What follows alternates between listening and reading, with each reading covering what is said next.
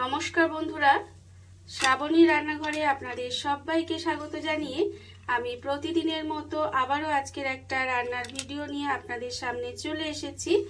আজকের আমি আপনাদের থোড় দিয়ে একটা ইউনিক রেসিপি বানিয়ে দেখাবো। আশা করি আপনাদের ভালো লাগবে।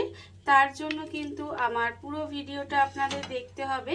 আর দেখা শুরু করার আগে একটা লাইক দেবেন, সুন্দর একটা কমেন্ট করবেন আর শেয়ার করতে ভুলবেন না। তাহলে চলুন আজকের আমি এই থোড়ের রেসিপিটা কিভাবে বানিয়েছি সেটা আপনারা একবার দেখে নিন। রান্নাটা করার জন্য প্রথমে আমি এখানে দেখুন গ্যাসটা অন করে একটা ফ্রাই প্যান বসিয়ে দিয়েছি। এইবার আমি এর মধ্যে দিয়ে দেব প্রথমে সাদা তিল। এখানে কিন্তু 1 চামচ মতো সাদা তিল দিয়ে দিয়েছি। এইবারে সাদা তিলটাকে প্রথমে খুব ভালোভাবে ভেজে নেব। সাদা তিলটা কিন্তু গ্যাসটাকে লোতে দিয়ে এইভাবে আস্তে আস্তে একটু লাল করে প্রথমে ভেজে নিতে হবে। আর আমি প্রতিদিনের মতো আপনাদের একটা কথাই বলবো যে প্লিজ আমার ভিডিওটা আপনারা টেনে টেনে দেখবেন না, পুরো ভিডিওটা দেখুন। আশা করি আপনাদের ভালো লাগবে। দেখুন এইভাবে কিন্তু আমি প্রথমে সাদা তিলগুলোকে একটু লাল করে ভেজে নেব। ভাজতে ভাজতে দেখবেন একটা হালকা কালারটা চলে আসবে, তখন কিন্তু এগুলোকে নামিয়ে নিতে হবে। আর এইভাবেই কিন্তু আমি এটাকে প্রথমে ভেজে নেব। আর দেখুন কথা বলতে বলতে কিন্তু এর কালারটাও আস্তে আস্তে চেঞ্জ হয়ে যাচ্ছে। দেখুন আস্তে আস্তে কালারটা লাল হয়ে যাচ্ছে। যখন দেখবেন একটু পুটপুট করে আওয়াজ হবে আর কালারটাও বেশ একটু লাল লাল হয়ে যাবে, তখন কিন্তু ভাবেন এটা ভাজা হয়ে গেছে। এর থেকে আর বেশি ভাজার দরকার নেই। আমার তিল এখানে ভাজা হয়ে গেছে। এইবারে আমি তিলটাকে নামিয়ে নেব। তিলটা আমি আলাদা করে তুলে রেখে দিয়েছি। এবার এই ফ্রাই প্যানের মধ্যে দিয়ে দেব সর্ষের তেল। রান্না কিন্তু আমি এখানে সর্ষের তেলেই করব। প্রথমে আমি এখানে বেশ কিছুটা সর্ষের তেল দিয়ে দিলাম। দিয়ে তেলটাকে কিন্তু প্রথমে একটু গরম হতে দেব। তেল কিন্তু সুন্দর করে প্রথমে গরম করে নিতে হবে। তেলটা আমার এখানে খুব ভালোভাবে গরম হয়ে গেছে। তেলটা আমি এখানে ভালোভাবে গরম করে নিয়েছি। এইবার আমি এর মধ্যে দিয়ে দেব কয়েকটা মটর ডালের বড়ি। কয়েকটা মটর ডালের বড়ি দিয়ে দিলাম। দিয়ে এবার বড়িটাকে খুব ভালোভাবে লাল করে ভেজে নিতে হবে। আর গ্যাসটাকে লোতে দিয়ে এইভাবেই কিন্তু আমি বড়িটা একটু লাল করে ভেজে নেব। এমন করে বড়িটা ভাজতে হবে যাতে বড়িটা ভাজা হয়ে যায় অথচ পুড়ে না যায়, সেটা কিন্তু লক্ষ্য রাখতে হবে। দেখুন বড়ি কিন্তু আমার কথা বলতে বলতে ভাজা হয়ে গেছে। এইবারে আর একটু ভাজবো। দেখুন কালারটা কিন্তু আস্তে আস্তে চেঞ্জ হয়ে যাচ্ছে।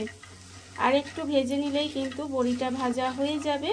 এইবারে দেখুন এর থেকে আর বেশি কিন্তু বড়িটা ভাজবো না। এইবারে বড়িটাকে আলাদা করে তুলে রেখে দেব। বড়িটা ভেজে আমি আলাদা করে তুলে রেখে দিয়েছি। এইবারে এই তেলের মধ্যেই রান্নাটা করব। প্রথমে আমি এখানে দিয়ে দেব একটা শুকনো লঙ্কা। শুকনো লঙ্কাটা কিন্তু প্রথমে একটু লাল করে ভেজে নিতে হবে। শুকনো লঙ্কাটা আমি তেলের মধ্যে দিয়ে একটু ভেজে নেব। এইবারে যখন দেখবেন শুকনো লঙ্কাটা একটু ভাজা ভাজা হয়ে আসছে, তখন আমি এর মধ্যে দিয়ে দেব অল্প সামান্য একটু কালো জিরে। শুকনো লঙ্কা আর কালো জিরে ফোড়ন দিলাম। ফোড়ন দিয়ে ফোড়নটা কিন্তু খুব ভালোভাবে ভেজে নিতে হবে। ফোড়নটা কিন্তু অবশ্যই ভালো করে ভেজে নেবে। যখন দেখবেন ফোড়ন থেকে একটা সুন্দর গন্ধ বেরোচ্ছে, এখানে দেখুন আমার কিন্তু ফোড়নটা ভাজা হয়ে গেছে। যখন ফোড়ন থেকে একটা সুন্দর গন্ধ বেরোবে, তখন আমি এর মধ্যে দিয়ে দেব এখানে আমি যে থোড়টা রেখেছি সেই থোড়টা কিন্তু দিয়ে দেব। থোড়টা আমি আগে থেকেই কিন্তু কেটে রেখে দিয়েছি, একদম সরু সরু করে কিন্তু থোড়টা আমি এখানে কেটে নিয়েছি। সেই থোড়টা আমি এখানে সবটাই দিয়ে দেব। পুরো থোড়টাই আমি এখানে দিয়ে দিলাম। দিয়ে এটাকে একটু উল্টিয়ে পাল্টিয়ে নেব। গ্যাসটা কিন্তু আমি এখানে লোতেই দিয়ে রেখেছি। লোতে দিয়ে রেখে এইভাবে একটু উল্টিয়ে পাল্টিয়ে নিয়ে এটাকে ঢাকা দিয়ে একটু সময় রান্না হতে দিতে হবে। আর আমার চ্যানেলের নতুন বন্ধু পুরনো বন্ধু সবাইকেই বলছি আমার তরফ থেকে অনেক অনেক ভালোবাসা। পুরনো বন্ধুদের বলবো এইভাবে আমার পাশে থাকার জন্য, আমাকে এগিয়ে নিয়ে যাওয়ার জন্য আপনাদের অসংখ্য অসংখ্য ধন্যবাদ। আর নতুন বন্ধুদের বলবো যারা আমার চ্যানেলটা সাবস্ক্রাইব করছেন, পাশে থাকা বেল বাটনটা অবশ্যই প্রেস করে দেবেন, যাতে আমি যখনই কোনো নিত্য নতুন ভিডিও আপলোড করব সবার প্রথমে আপনাদের কাছে নোটিফিকেশান চলে যাবে এবং আপনারা আপনাদের সময় বুঝে ভিডিওটা দেখে নিতে পারবেন।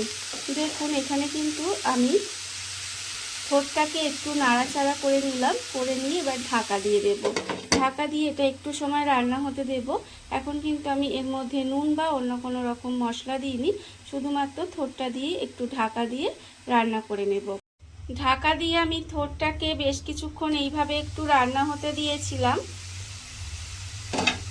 দেখুন ঠোঁটটা কিন্তু অনেকটাই নরম হয়ে গেছে। এইবারে আবার কিন্তু এটাকে একটু উল্টিয়ে পাল্টিয়ে দেব। আপনারা তো অনেক রকম ঠোঁটের রেসিপি খেয়েছেন, তবে এইভাবে একবার ঠোঁটটা রান্না করে দেখবেন, আশা করি আপনাদের ভালো লাগবে। দেখুন, আর এটা কিন্তু গরম ভাত দিয়ে খেতে একমাত্র ভালো লাগবে। আমি কিন্তু আবারও একটু সময় নাড়াচাড়া করে দিলাম, দিয়ে এবার এর মধ্যে দিয়ে দেব প্রথমে নুন, আন্দাজ মতো নুন দিয়ে দিলাম। আর দেব আমি এখানে হলুদের গুঁড়ো, সামান্য একটু হলুদের গুঁড়ো দিলাম। আর দেব এর মধ্যে অল্প সামান্য একটু লঙ্কার গুঁড়ো। আর আমি দেব এর মধ্যে চিনি। চিনিটা কিন্তু অবশ্যই দিতে হবে, না হলে কিন্তু রান্নার স্বাদটা ভালো আসবে না। এবারে সমস্ত কিছু একটু ভালো করে মিশিয়ে দেব। আর গ্যাসটাকে কিন্তু একেবারে লোতেই দিয়ে রাখতে হবে। গ্যাসটাকে লোতে দিয়ে রেখে এইভাবে একটু সমস্ত মশলাটা আমি এখানে থোড়ের মধ্যে মিশিয়ে দেব। দেখুন এইভাবে কিন্তু থোড়ের মধ্যে মিশিয়ে দিতে হবে। আর ভীষণই সহজ একটা রান্না, বাড়িতে থাকার নামমাত্র কয়েকটা উপকরণ দিয়ে কিন্তু রান্নাটা হয়ে যাবে, অথচ খেতে কিন্তু ভীষণই ভালো লাগবে। যারা আছে এমন যে থোড় খেতে পছন্দ করে না বা থোড় খেতে ভালোবাসে না, তাদেরকেও যদি আপনারা এইভাবে থোড়টা বানিয়ে দেন, তাহলে দেখবেন তারাও কিন্তু অনায়াসে খেয়ে নেবে।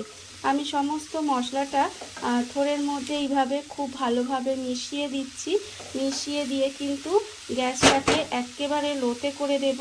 লোতে করে দিয়ে ঢাকা দিয়ে কিন্তু এইভাবে রান্নাটা হতে দিতে হবে।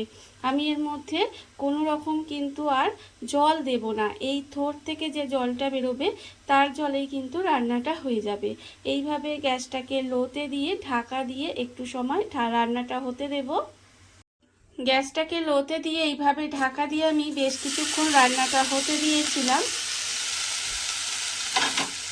এরপরে দেখুন থোড় কিন্তু অনেকটাই নরম হয়ে গেছে। এইভাবে কিন্তু থোড়টাকে এবার নেড়ে নেড়ে রান্না করে নেব। দেখুন থোড়টা কিন্তু যেভাবে আমরা থোড় ভাজা করি সেইভাবেই কিন্তু রান্নাটা করব। এইভাবে একটু ঢাকা দেব আর এইভাবে একটু নেড়ে নেড়ে রান্না করে নেব। আর এটা এখানে দেখুন আরেকটু নাড়িয়ে নিলাম, নাড়িয়ে নিয়ে আবারও কিন্তু একটু ঢাকা দিয়ে দেব। এটা যতক্ষণ হচ্ছে ততক্ষণ আমি এখানে যে বড়িগুলো ভেজে রেখেছিলাম সেই বড়িগুলো কিন্তু এইভাবে একটু ভেঙে ভেঙে নেব। বড়িগুলো কিন্তু হাত দিয়ে এইভাবে একটু ভেঙে ভেঙে নিতে হবে। হাত দিয়ে এইভাবে চাপ দিলে দেখবেন বড়িগুলো কিন্তু ভেঙে যাচ্ছে। আর এইভাবে একটু বড়িটাকে ভেঙে নেব। বড়িটা আমি এখানে হাত দিয়ে একটু ভেঙে ভেঙে নিয়েছি। আর অন্যদিকে দেখুন থোড়টা যে আমি চাপা দিয়ে আরেকটু রান্না হতে দিয়েছিলাম, থোড়টা কিন্তু একেবারে রান্না হয়ে গেছে, মানে নরম হয়ে গেছে।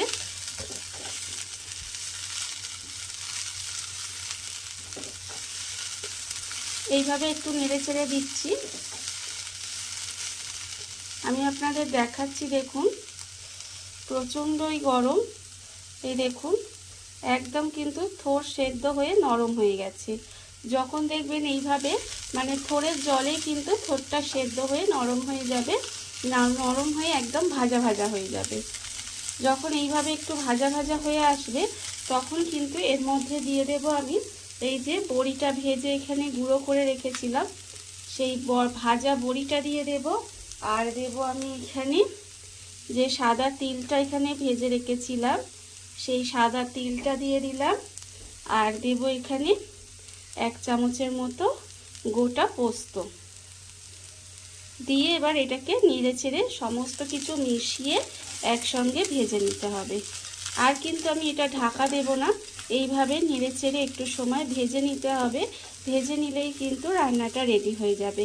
আপনারা গরম ভাত দিয়ে, সত্যি বলছি, এই থোড়ের রেসিপিটা একদিন বাড়িতে বানিয়ে তারপরে আমাকে কমেন্টে জানাবেন যে আপনাদের কেমন লাগলো। যদি ভালো লেগে থাকে তাহলে আমার সঙ্গে থাকবেন, আমাকে ভালোবাসা দেবেন, আমাকে এগিয়ে যেতে সাহায্য করবেন। দেখুন আমি কিন্তু একটু সময় ধরে এটাকে জাস্ট 1 থেকে 2 মিনিটের মতো একটু নাড়াচাড়া করে নেব। নিলেই কিন্তু রান্না আমার এখানে রেডি হয়ে যাবে। থোড়টা কিন্তু আমি এখানে একটু সময় এইভাবে একটু নাড়াচাড়া করে নিয়েছি। সমস্ত কিছুর সঙ্গে যখন দেখবেন সব কিছু মিশে যাবে তখন কিন্তু এই রান্নাটা রেডি হয়ে যাবে। দেখুন রান্না আমার একেবারে রেডি হয়ে গেছে। এবারে গ্যাসটা অফ করে দেব আর আপনাদের পরিবেশন করে দেখাবো ঠিক কেমন হলো। দেখুন বন্ধুরা, বাড়িতে থাকা কত অল্প উপকরণে, কত অল্প সময়, কত সুন্দর একটা থোড়ের ইউনিক রেসিপি তৈরি হয়ে গেছে, আপনারা দেখতেই পেলেন। আর এটা কিন্তু খেতে অসম্ভব সুন্দর হয়। এইভাবে আপনারাও একদিন হলেও বাড়িতে বানিয়ে দেখতে পারেন। আর এই ভিডিওটা যদি আপনাদের ভালো লেগে থাকে, আপনারা যদি ফেসবুক থেকে দেখে থাকেন পেজটি ফলো করে দেওয়ার অনুরোধ রইল। আর যদি ইউটিউব থেকে দেখে থাকেন চ্যানেলটি সাবস্ক্রাইব করে নেওয়ার অনুরোধ রইল। তাহলে চলুন ভিডিওটা আমি এখানেই শেষ করছি। আপনারা সবাই ভালো থাকবেন, সুস্থ থাকবেন। আবারও হাজির হব নতুন কোনো রান্না নিয়ে।